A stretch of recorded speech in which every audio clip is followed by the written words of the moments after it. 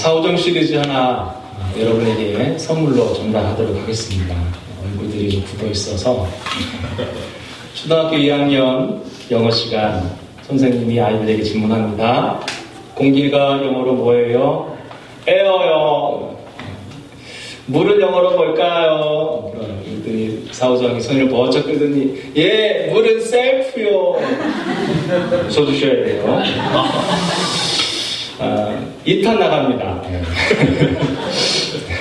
휴대전화를 처음 사용해본 사오정. 어느 날 친구에게 전화를 했는데 전화를 받지 않아서 음성 사정으로 연결됩니다. 삐 소리가 나시면 메시지를 남겨주세요. 그러자 당황한 사오정 이렇게 말했습니다. 메시지. 웃어주셔야 돼요. 그럼 우리가 말이 잘 통하지 않는 사람을 향해서 사오정 같다라는 말을 하죠. 근데 여러분 주변에 의외로 사오정 같은 사람들 많습니다. 그래서 여러분 소통이 잘 되지 않아서 정말 고통 가운데 있는 사람들이 너무나 많습니다. 그래서 흔히 그 앙숙지간이라고 할 때 개와 고양이의 관계를 주로 얘기하잖아요. 근데 개와 고양이가 왜 앙숙인가 봤더니 표현의 차이가 있다고 그러더라고요. 저희 집에도 개가 한 마리, 강아지가 한 마리 있는데요. 개가요, 꼬리를 치켜들면 이 공격 자세거든요. 근데 고양이는 꼬리를 치켜드는 것이 순종의 자세거든요. 좀 달라요. 저희 집에 이 진주인데요. 진주가 막 너무 좋으면 아빠를 들고 막 정신을 못 차리고 막 놀아달라는 얘기거든요. 근데 여러분 고양이가 아빠를 들었을 때는요, 공격하겠다는 자세거든요. 핥히겠다는 뜻이거든요. 서로 이게 신호가 달라요, 신호가. 그래서 아마도 잘 싸우는 것 같습니다. 상대방의 진심을 알아차리지 못하고 자신의 방식대로만 말하는 사람, 행동하는 사람들을 보면 참 답답하고 고통스러울 때가 있습니다. 특별히 복음서를 이렇게 우리가 읽다 보면 예수님께서 특별히 제자들에게 이런 답답함을 참 많이 토로하신 적이 많습니다. 왜 이렇게 못 알아듣냐? 왜 이렇게 못 깨닫느냐라고 제자들을 참 많이 책망하시는 장면들이 참 많습니다. 하나님 나라 비유를 가르치실 때에 마가복음 4장 12절에서 이는 그들로 보기는 보아도 알지 못하고 듣기는 들어도 깨닫지 못하게 하여 돌이켜 스스로 주의 사함을 얻지 못하게 하여 이런 말도 하시고요. 4,000명을 먹이신 후에 마가복음 8장 17절에서는요. 예수께서 하시고 이르시되 너희가 어찌 떡 없으므로 수근거리냐. 아직도 알지 못하며 깨닫지 못하느냐. 너희 마음이 둔하냐. 너희가 눈이 있어도 보지 못하며 귀가 있어도 듣지 못하느냐. 또 기억하지 못하느냐. 라고 말씀하십니다. 다시 말씀드려서 제자들은 예수님의 공생의 기간 동안 사오정처럼 행동했다고 할 수가 있습니다. 수많은 기적을 보고 수많은 말씀을 들었어도 예수님을 하나님 나라 왕으로 모르신 분으로 인식하지 못하고 그저 이스라엘 나라 이 정치적인 이 굴욕과 속박에서부터 해방시켜줄 정치적 지도자로 오해했다는 것입니다. 그런데 여러분 이런 사오정 같은 제자들의 삶 속에서 보석처럼 빛나는 고백을 쏟아놓고 예수님과 온전한 소통을 이루어낸 사람들이 곳곳에 있습니다. 그 사람이 바로 우리가 지난주 함께 묵상했던 수로보닉의 여인입니다. 그리고 오늘 예수님은 다시 데가볼리 지역에 이방인들이 모여 사는 곳에서 복음을 전하십니다. 오늘 말씀 역시 영적인 사오정인 우리들에게 예수님에 대한 참된 깨달음을 안겨다 준 그리고 그 원리들을 제공한다고 할 수 있습니다. 오늘 이야기의 주인공은 말을 못 알아듣고 또 말을 더듬는 이중장애인에 관한 치유의 이야기입니다. 여러분 귀 먹고 말 더듬는 어떤 사람을 우리가 오늘 보게 될 것입니다. 그런데 여러분 이것을 그냥 1차적으로 그래 예수님께서 못 듣고 또 말 잘 못하는 사람 고쳐주셨지 그래 예수님은 그러신 분이야 라고 치부해버리면 오늘 메시지는 우리가 이게 들려오지 않습니다. 사실 오늘 귀 먹고 말 더듬는 자가 어떤 사람일까 생각해보면 바로 오늘 말씀을 전하는 저가 그 1차적인 대상이라고 할 수가 있습니다. 매주 성경을 펴놓고 예수님의 이야기를 듣지만 사실은 제대로 깨닫지도 못하고 듣지도 못하고 말씀을 어떻게 전해야 될까 절절매는 저 자신을 바라보면 들을 귀 가진 자는 들으라 라고 하시는 예수님의 말씀이 바로 저를 향해 하시는 말씀처럼 느껴집니다. 듣기는 들어도 깨닫지 못하는 자가 제 자신이 아닌가 싶습니다. 그리고 여러분은 어떻습니까? 그런 저를 향해서 당신 말이지 오늘 은혜로운 설교하지 않으면 나 다음 주부터 다 안 나올 거야. 무언의 압력이 제가 막 이렇게 느껴져요. 내게 은혜를 달라는 죽을 지경이 맞습니다. 어쨌든 중요한 것은요, 보고 듣는다는 것은 사실은 복음서에서 깨달음과 깊은 연관을 갖고 있습니다. 지금 깨달음이라는 종교적 인식과 깊은 연관을 갖고 있어요. 단순히 보고 듣는다는 것은 1차적으로 보고 듣는 것이 아니라 영적으로 보고 영적으로 듣는 것을 의미한다 할 수가 있습니다. 예수님 역시 그 깨달음을 가지신 분이라고 할 수가 있습니다. 마가복음 1장에 보시면 예수님께서 공생애를 시작하실 때 요단강에서 세례를 받으시는데요, 하늘에 이렇게 쳐다보니까 하늘에서 성령이 이 비둘기처럼 자기에게 내려오심을 보았다고 하셨어요. 예수님 보신 분이에요. 그리고 하늘에서 소리가 들려옵니다. 이는 내 사랑하는 아들이요 내가 너를 기뻐한다는 소리를 들으세요. 그러면서 예수님은 깨닫습니다. 아, 그래, 하나님의 영이 인간에게도 임하는 것을 깨닫습니다. 그리고 인간은 본질적으로 하나님의 자녀라는 사실을 깨닫습니다. 그리고 자기가 하나님의 아들로서의 공적인 사역을 하게 될 것이라는 것을 깨달았죠. 예수님은 보시고 들으시고 깨달으신 분이세요. 그것이 바로 복음의 핵심이고 예수님의 사역의 모티브입니다. 여러분, 우리가 보고 들었고 깨달아야 될 것은 무엇입니까? 바로 내가 하나님의 자녀가 되어진다는 이 복음을 깨닫는 것이 중요합니다.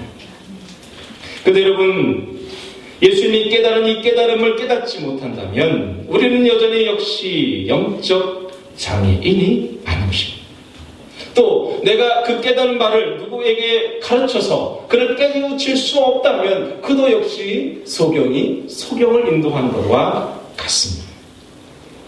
오늘 이야기는 무엇을 듣고 무엇을 말해야 되는지에 대해서는 말하지 않습니다. 그것은 이미 전제되어 있는 것입니다.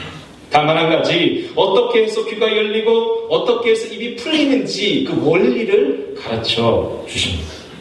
예수님의 이 몸짓, 이 몸으로 하는 설교 안에서 우리가 정말로 예수님에 대하여 예수 그리스도의 자녀로서의 깨달음을 얻기를 주의 이름으로 축원합니다.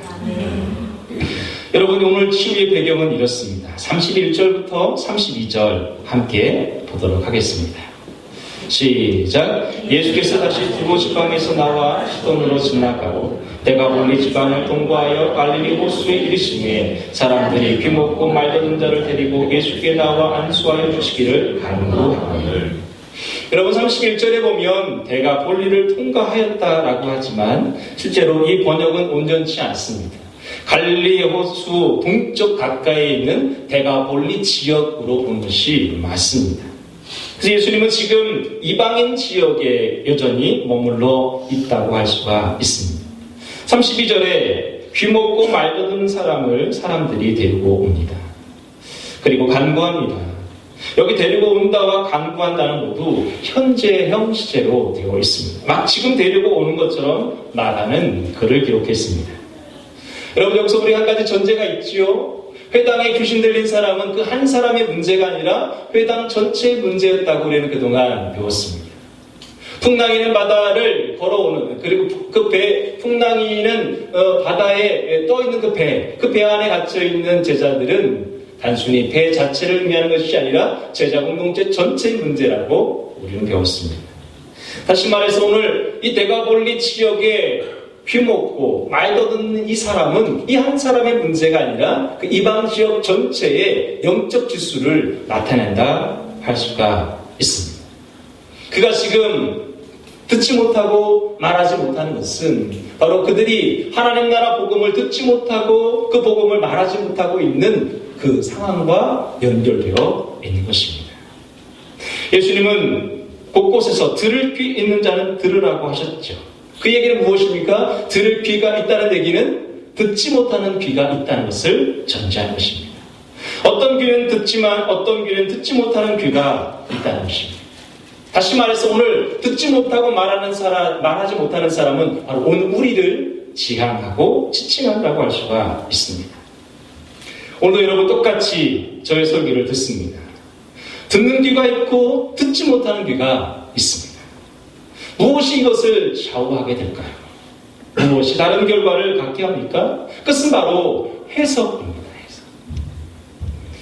여러분, 결국 우리가 말씀을 듣고 읽고 가지만 결국 해석은 누가 하는 것입니까? 자신이 해요. 그러니까 결국 똑같이 말씀이 증거되지만 해석자의 주관을 전혀 배제할 수가 없는 것입니다. 대부분 우리는 해석을 하지만 자기 중심적으로 해석을 합니다. 해석의 객관성을 확보하기가 정말 어렵습니다. 많은 성도들이 성경을 아전인수로 해석을 합니다. 듣기 좋은 부분은 듣고 듣기 불편한 부분은 버립니다. 이것이 오늘 우리의 문제이고 한국교회의 문제입니다. 예를 들어 볼까요? 가난한 자가 복이 있습니다. 그래서 천국이 저희의 것이라고 말합니다. 그럼 실제로 우리는 어떻게 해야 됩니까? 가난에 치셔야 됩니다. 실제로 우리가 가난한 삶을 살아야 천국에 갈 수가 있습니다. 그런데 가난해지기 싫거든요. 더 많이 갖고 싶거든요. 더 많이 누리고 싶거든요. 가난한 자가 천국에 간다는 것 알아요. 그건 단순한 알입니다. 그런데 실제로 가난해지는 것을 통해서 배우는 게 있어요. 그것이 바로 깨달음인 거예요. 가난해지려는 삶을 조금이라도 살아내어야 천국이 저희의 것이 무엇인지를 그때 깨닫게 되는 것입니다. 아멘? 알미 삶이 되지 않고서는 절대로 깨달음이 임하지 않습니다. 믿는 것이 행함으로 나가지 않으면 진정한 깨달음을 얻을 수가 없는 것입니다. 여러분, 나는 진짜 귀머거리가 아니라고 착각해서는 안 됩니다. 오히려 차라리 듣기는 들어도 깨닫지 못하는 자가 나라고 고백하는 것이 훨씬 더 솔직한 고백이 아니겠습니까? 주님, 저는 실제로 듣기는 들어도 듣지 못하고 보기는 보아도 보지 못하는, 아직 깨닫지 못한 그런 사람입니다. 그런 영적 무지를 가지고 있습니다. 도와주십시오. 그런 사람이 이제 시작되어진 예수님의 치유를 경험하게 되는 것입니다. 예수님의 치유는 크게 세 단계로 이루어지는데요. 먼저 전체 치유의 과정을 한번 읽어보도록 하겠습니다. 33절부터 35절을 읽도록 하겠습니다. 시작. 예수께서 그 사람을 따로 데리고 고리를 떠나사 손가락을 그의 양 귀에 넣고 침을 뱉어 그의 손에 손을 드시며 하늘을 우러러 탄식하시며 그에게 이르시되 에바다 하시니 이는 열리라는 뜻이라. 그가 내 귀가 열리고 그가 맺힌 것이 곧 풀려 말이 분명하여졌더라. 아멘. 여러분 상상해 보세요.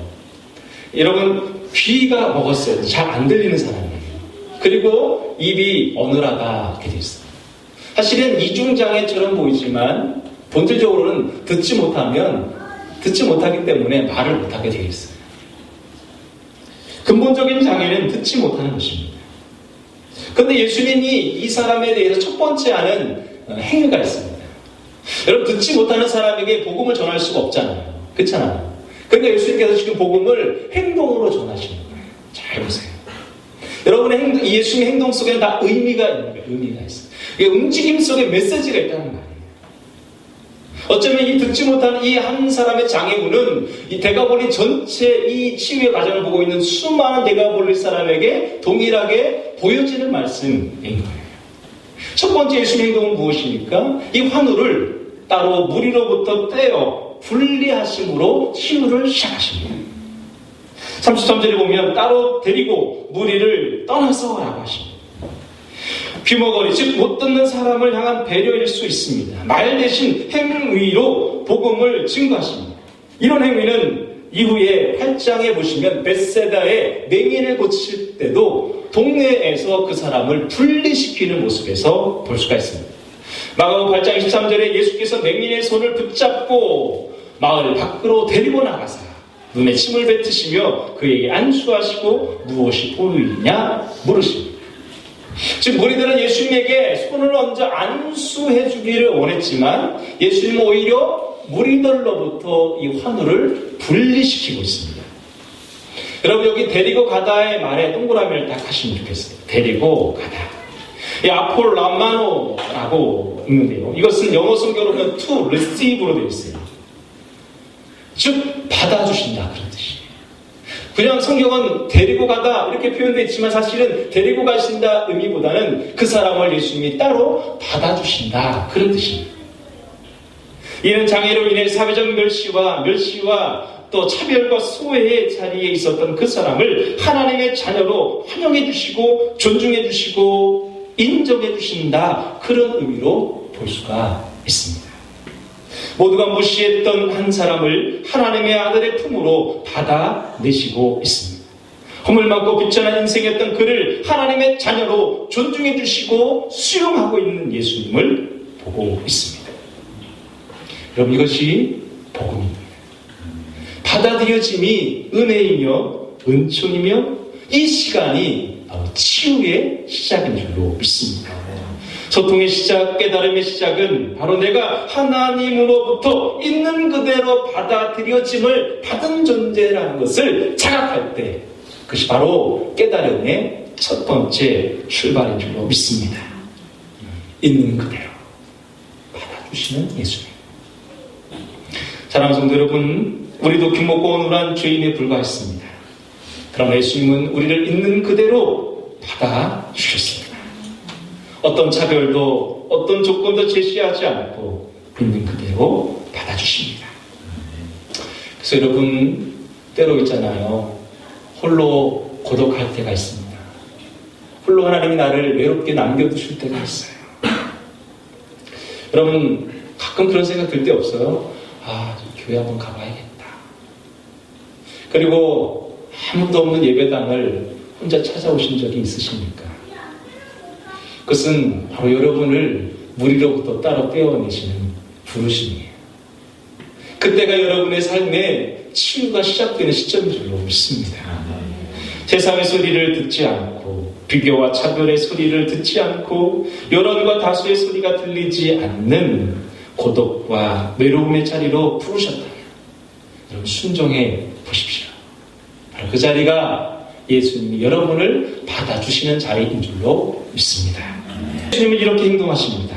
바로 33절인데요. 손을 대십니다. 첫 번째 손은 무엇입니까? 손가락을요 그의 귀에 넣으십니다. 참 재밌어요. 손가락을 그 병자의 손가락, 예수님의 손가락을 그의 양귀에 이렇게 넣으십니다. 마치 막혀있는 귀를 뚫는 듯한 행위를 하시는 것 같아요. 근데 여러분 복음서를 공부해 오면서 우리가 배운 것 아시지요? 이 손 혹은 손가락은 하나님의 권능을 상징하는 거죠. 누가복음 11장 20절에 그러나 내가 만약 하나님의 손을 힘입어 귀신을 쫓아낸다면 하나님의 나라가 이미 너희에게 임하였느니라. 주의 손을 힘입어. 그것은 바로 하나님의 권능을 의미하는 것입니다.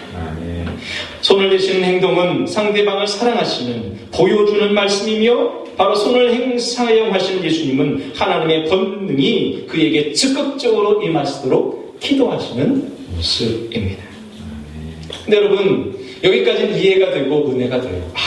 예수님께서 그 막힌 길을 막 뚫어주시는구나. 손에서 막 레이저가 막 그런데 문제는 그 다음에 침을 뱉어 그의 혀에 손을 대십니다. 너무 좀 비위생적이죠? 자기 침을 뱉어가지고 그 사람 입에 혀에다 막 쳐버려요. 저는 이거를 이게 제가 이 반상 기도를 하면서 이 장면에 들어갔어요. 제가 들어갔는데 너무 더러운 거예요. 진짜 더러운 거예요. 여러분 입장 바꿔 생각해 보세요. 물론 이 사람이 못 듣고 입이 어눌하지만 인격이 있잖아요.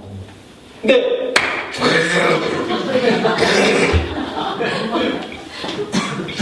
여러분 우리 성경을 이렇게 좀 이렇게 입체감 있게 읽으셔야 돼요. 침을 뱉어서 혀에 됐구나.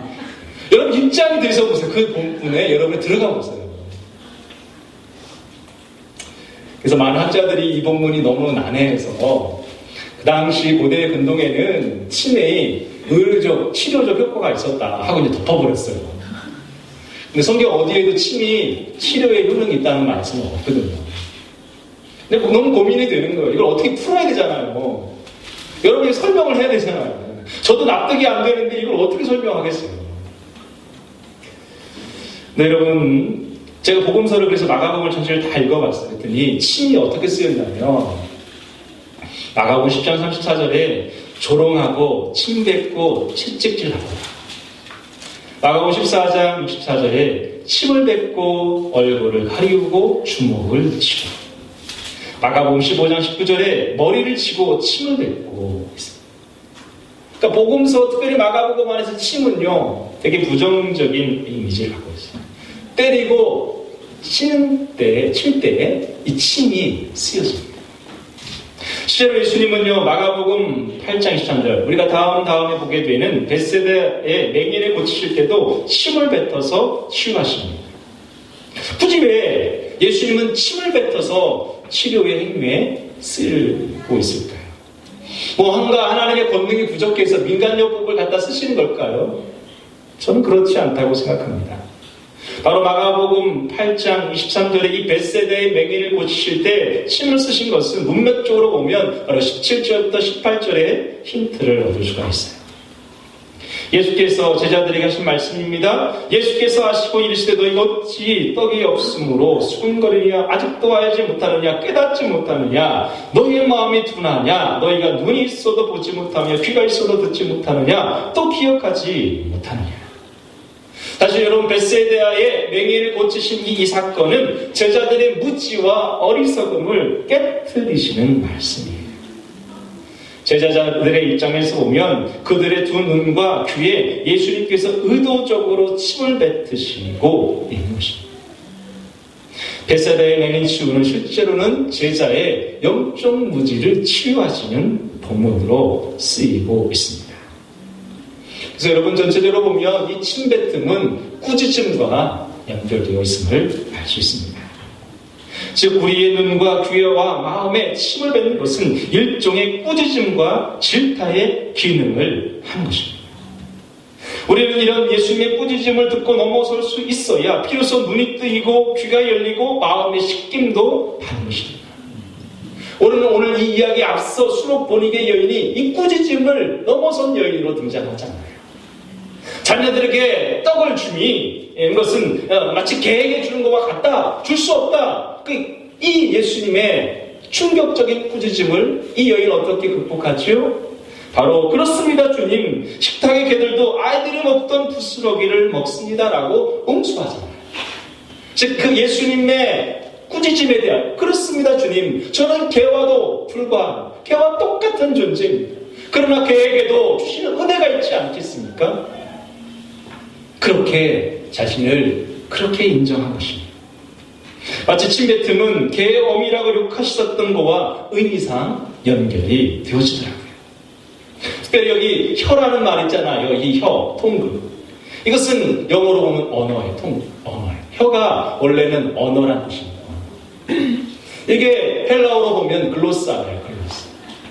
근데 여러분, 재밌는 표현은요, 사도행전 2장 4절에 가면 이 120명의 사도들과 예수의 사람들이 모여서 기도했는데 성령이 임하잖아요. 그들이 각기 방언이 임하잖아요. 방언. 그 방언이 글로사예요.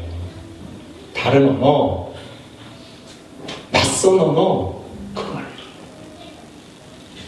여러분, 그렇게 성령을 체험받은 사도가 사도행전 2장 14절에서 유대인들에게 설교를 했어요. 그랬더니 3,000명이나 되는 유대인들이 그 설교를 듣고 회개한 거예요. 여러분, 다시 정리하면 이렇습니다. 잠언서 1장 23절에 나의 책망을 듣고 돌이키라. 보라, 내가 나의 영을 너희에게 부어주며 내 말을 너희에게 보이리라. 여러분, 주의 영이 언제 임합니까? 주의 책망이 임할 때 임하는 거예요. 아멘. 예수님의 손대심은 사랑이고 예수님의 손대심은 권능의 발현이지만 반드시 통과해야 될 게 있는데 바로 책망과 꾸짖음을 통한 회개가 동반된 것입니다. 여러분, 이 비슷한 사건이 이사야가 경험했지요. 이사야 6장에 가면 이사야가 하나님의 임재를 경험합니다. 스랍들이 찬양하는 것을 봅니다.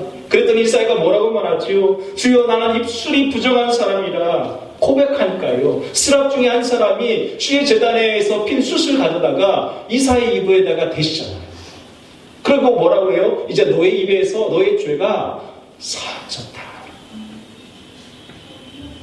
생각해 보세요.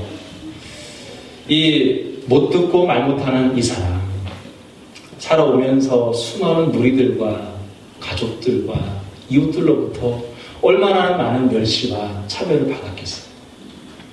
그런 멸시와 차별을 받으면서 이 사람 안에 그들을 향한 증오와 분노와 그런 것들이 입으로 고백되지 않았겠어요. 그래서 예수님은 오늘 그의 혀에 손을 대십니다. 회개를 촉구하십니다. 하나님의 임재가 임할 때 회개는 반드시 일어나는 것입니다. 여러분, 허물과 죄로 죽을 수밖에 없었던 자신을 보는 것, 그것이 바로 깨달음인데요. 그것은 어떻게 해요? 우리의 죄악을 토설하고 우리가 우리의 입술로 지은 죄를 인정할 때 그 자리가 회개가 일어나는 자리인 줄로 믿습니다. 이제 말씀을 묵상하시면서 책망을 받고 있습니까? 설교를 들으시면서 고통스러운 적이 있으십니까? 아니, 성경을 읽다가 울어보신 적이 있습니까?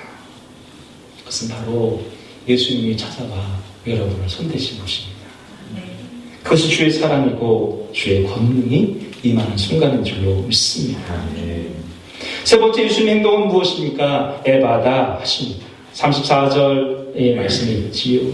하늘으로 탄식하신 후에 병자를 향하여 에바다 하십니다. 우러러보신 예수님의 눈길은 하늘을 향하고 있고 그 다음에는 그 외침이 병자를 향하고 있습니다. 마치 하늘으로 탄식하시면 귀머거리로 평생 가지고 있었던 답답함을 함께 느끼시는 것 같습니다. 그리고 하늘을 우러러 너도 내가 하늘을 우러러 기도하듯이 너도 이제 하늘을 우러러 간구해라, 그런 모습으로 느껴집니다. 여러분 생각해 보세요. 못 듣는 사람에게 에바다! 그게 들리겠어요? 말도 안 되는 거예요. 말도 안 돼요. 그런데 예수님 행동을 보세요. 하늘을 우러러 탄식하시고 그를 향하여 에바다! 이 사람아, 나처럼 저 하늘에 계신 하나님께 너의 듣지 못함과 너의 말하지 못함을 기도해라, 도와달라고 해라, 간구해라, 요청하는 것이죠. 그리고 그 치유의 장면을 보고 있는 수많은 데가볼리스 사람에게 너희의 귀와 너희의 입도 열려라, 에바다 하십니다. 그럼 성경을 보면 이 에바다가 명령형 수동태로 되어 있어요. 명령인데요, 수동태예요. 열려지는 것이 자기 여는 게 아니라 열려짐을 당하는 거예요. 뭐예요? 여러분, 이 사람이 스스로 어떻게 열겠어요? 뭐냐? 우리의 영적인 귀가 어떻게 열리겠어요? 하나님이 열어주셔야 돼요. 결론적으로는 하나님의 은총이 임할 때 비로소 우리는 깨달음이 임한 것입니다. 제가 청소년 사역을 한참 할 때 목요일에서 아이들과 함께 수련을 한 적이 있습니다. 여러분 아시지만 중2, 중3 애들 앉혀놓고 설교를 한다는 것은 거의 순교의 각오를 해야 합니다. 정말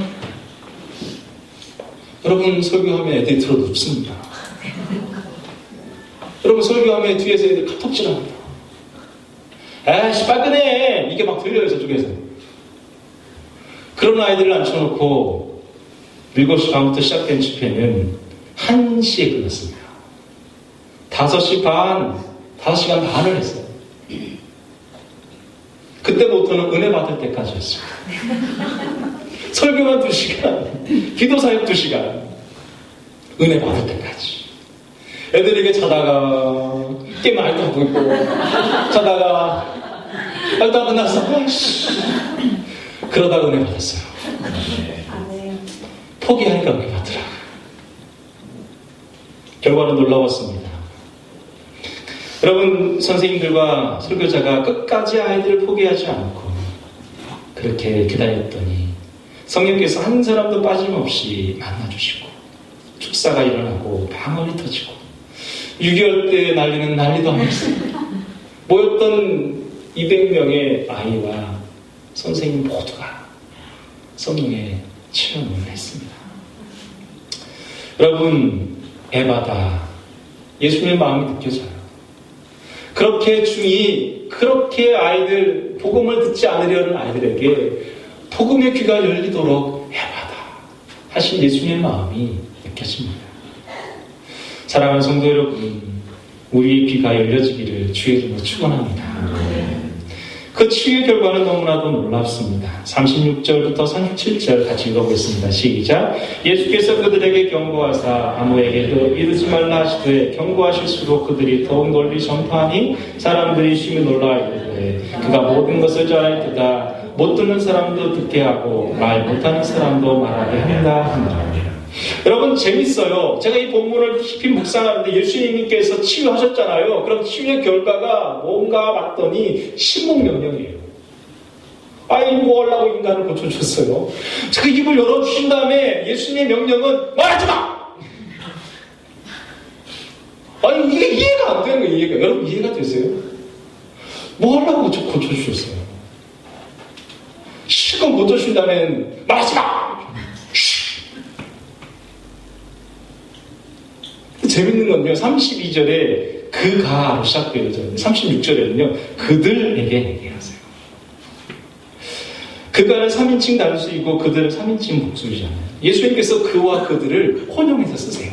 바로 이 환우와 데카폴리 사람들을 혼용해서 쓰세요. 말하게 된 사람에게 말하지 말라는 것에 예수님의 의도가 무엇일까요? 이것은 일종의 역설입니다. 침묵명령은 역설이에요. 침묵명령을 던졌지만 그들은 더욱 그들의 이 사건을 전파했습니다. 그렇다면 이의 치유는 정말로 확실해진 거죠. 분명한 거죠. 역설적 굴레에 묶여있지 않고 더욱 예수님의 메시아됨을 증거합니다. 술보니게 여인이 예수님의 거절의 굴레를 용감하게 벗어던지고 예수님의 은혜를 구했듯이 예수님의 침묵의 명령의 굴레를 용감하게 벗어던진 이 사람, 그리고 데카폴리 사람들은 예수님의 치유를 선포하십니다. 데카폴리 사람들이 예수님을 향하여 모든 것이 잘 되셨고 못 듣는 사람을 듣게 하시고 말 못하는 사람을 말하겠다고 증거합니다. 이 사회를 공부해 보신 분들은 이 사건이 메시아로 인한 하나님 나라의 도래의 증거로 쓰임받고 있습니다.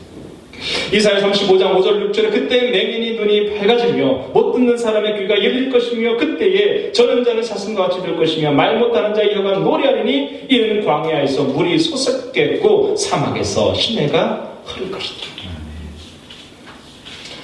듣지 못하고 말하지 못했던 사람이 이걸 참지 못하고 막 노래하는 거예요. 말씀의 결론입니다. 오늘 사실 이 설교는 1차 대상이 바로 저 자신이에요. 사실은 저는 매주 설교를 여러분이 듣든지 안 듣든지 저는 별로 중요하지 않아요. 저는 늘 제가 이 설교를 준비하면서 제가 말씀드려요.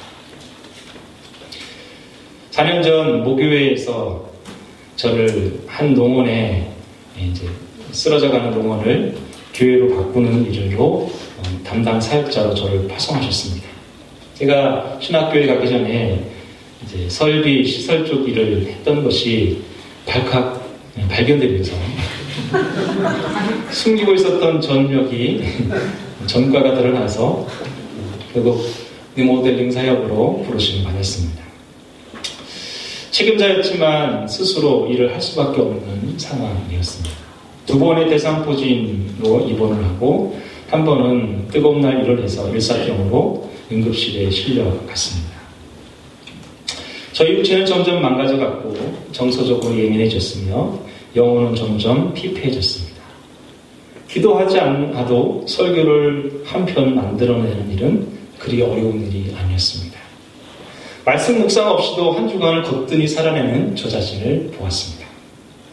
사랑 없이도 신방하는 저 자신을 보았습니다. 스스로 느낍니다. 내가 직업 목사가 되어 가고 있구나.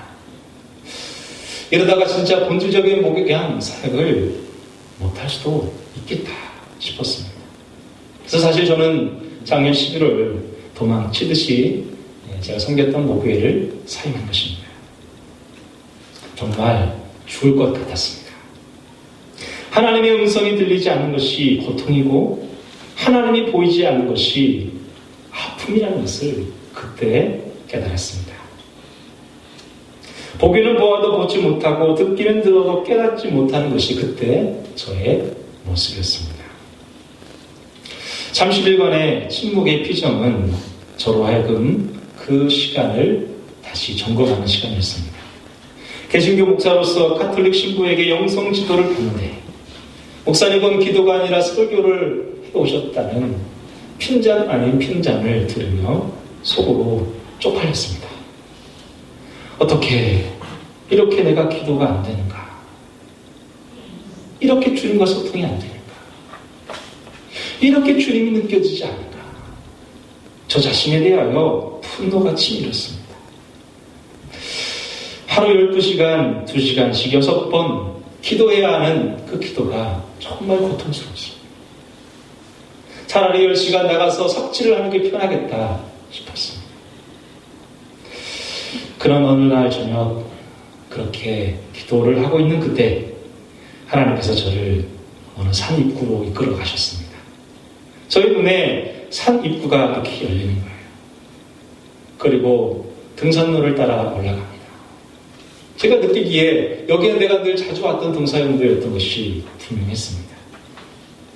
한참을 걸어 올라가는데요. 갑자기 등산로가 사라지는 거예요. 길이 안 보이는 거예요. 길이 없지? 그제서야 주의 음성이 들립니다. 아들아, 내가 이 길을 하도 다니지 않아. 그 사이 풀과 나무가 자라 길이 없어졌구나. 순간 회개가 터졌습니다. 찾아오신 주님이 너무 감사했고 일에만 몰입한 제 자신이 부끄럽고 주님과의 깊은 교제와 깨달음이 없었던 저의 시간들이 너무나도 길었구나 싶었습니다. 저 자신도 깨닫지 못한 말씀을 함부로 전해서 성도를 괴롭힌 것들이 떠올랐습니다. 그날 밤 침상과 베갯잎이 다 젖도록 눈물과 콧물을 쏟아내었습니다. 그렇게 주님께로 이르는 길이 열려졌습니다. 소통과 깨달음이 시작되었습니다. 이후로 20일간의 기도는 너무나도 행복하고 즐거웠습니다. 사랑하는 성도 여러분, 우리 중에도 주의 음성 듣기를 원하는 종들이 많을 것입니다. 깊은 기도 안에 들어가기를 원하시는 종들이 많을 것입니다. 그런데 여러분의 원하심보다 주님이 더 원하고 있다는 사실을 아셔야 합니다. 그래서 때로 주님이 여러분을 따로 떼어서 고독과 홀로의 시간으로 부르실 때가 있습니다. 때로 말씀이 나를 책망하고 힘들게 하고 내 부정한 입술에 터치하셔서 우리 부정을 제거하시는 회개의 시간을 갖게 하실지도 모르겠습니다. 그리고 하늘을 열어 내 귀를 열어주시고 내 닫혀져 있는 입술을 열어달라고 간구하도록 우리를 요청하실 것입니다. 에바다. 여러분의 닫혀진 귀와 억눌려 있던 입술이 열려지는 에바다의 기적이 있기를 주의 이름으로 축원합니다. 진정한 깨달음의 공동체, 깨달음의 성도가 되시기를 주의 이름으로 축원합니다. 기도합니다.